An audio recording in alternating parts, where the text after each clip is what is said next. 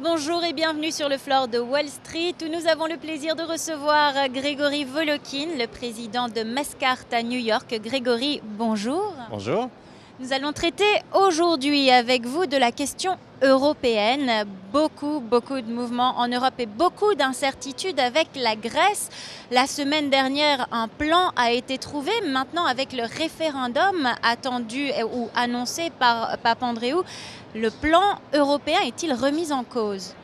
Je dirais que si un référendum se passe au début du mois de janvier, ce qui n'est pas du tout sûr, il faudra pour cela que le gouvernement de Papandréou passe la motion de censure ou en tout cas la confiance du Parlement. S'il y a référendum, je pourrais dire que le plan qui avait été adopté par Merkel, Sarkozy et les autres membres du groupe de 17 est carrément mort et enterré.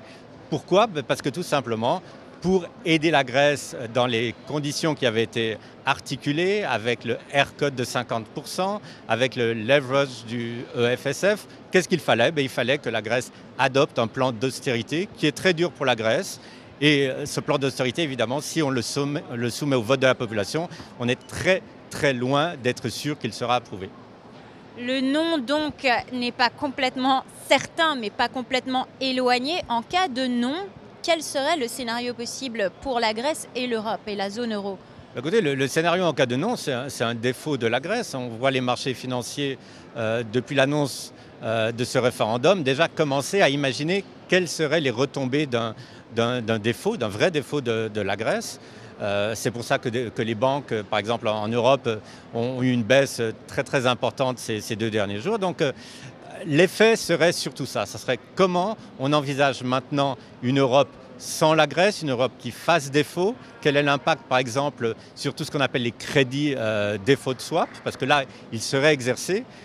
Qui est en gros concerné par ces crédits défaut de swap ? Et à ce moment-là, vous verrez qu'il y a beaucoup de banques américaines qui en détiennent. Donc c'est un effet qui est global et que tout le monde a essayé jusqu'à maintenant d'éviter. Je dirais que ces négociations entre Merkel et Sarkozy et les autres, c'était surtout pour éviter cette catastrophe du défaut grec, puisque là, il y aurait des conséquences globales et systémiques.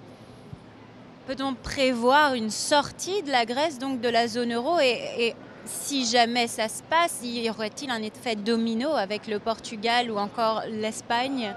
Écoutez, pour le moment, il n'y a rien dans les statuts de l'Europe qui permettent à la Grèce de sortir de l'euro. La question, c'est comment la Grèce peut rester dans l'euro. Et ça, c'est extrêmement difficile à y répondre. Je dirais même que tous les plans qui, jusqu'à maintenant, ont été proposés n'encouragent pas la Grèce à rester dans l'euro, car imposer à ce pays 10 ans pratiquement d'austérité et de coupes budgétaires extrêmement sévères risque de pousser la population au désespoir. Donc, est-ce que la Grèce doit sortir de l'euro ? Est-ce qu'elle peut sortir de l'euro ? C'est très difficile à dire. Est-ce qu'elle a encore une place dans l'euro ? Malheureusement, on a l'impression que non.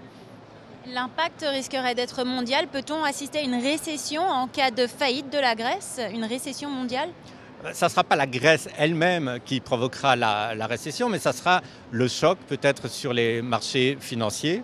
Ça sera le fait qu'en cas de faillite de la Grèce, la dette des autres pays européens aura en gros deux vitesses. Vous aurez la dette des bons pays, comme par exemple l'Allemagne et la France, et puis vous aurez la dette de tous les autres pays qui va commencer à se tendre d'une façon extrêmement inquiétante. Qui dit hausse des taux dans tous ces pays-là, dit ralentissement très fort de l'économie et dit récession.